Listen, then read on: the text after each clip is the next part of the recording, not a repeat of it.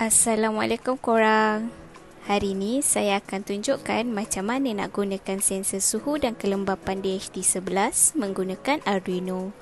So, 3 komponen yang kita perlukan adalah DHT11, jumper dengan Arduino. So, mula-mula sekali kita cocok dulu jumper ni dekat kaki DHT11. Okay, bila dah cocok, anda boleh tengoklah ada label dekat DHT11 ni.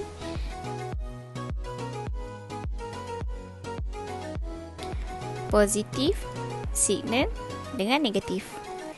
Kemudian kita cocok pula dekat pin Arduino.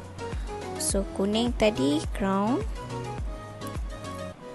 merah 5 volt dan orange analog 0. Okay, and then kita sambung dekat USB untuk sambung ke laptop.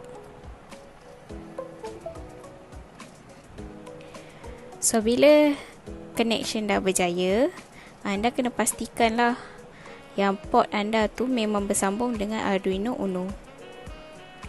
Lepas tu tekan upload. Pergi kat serial monitor. Kita tunggu. Tada, dah jadi. So, dekat serial monitor ni dia akan display humidity dengan temperature. So, korang bolehlah try tiup dekat DHT ni untuk dia ubah humidity dengan temperature dia.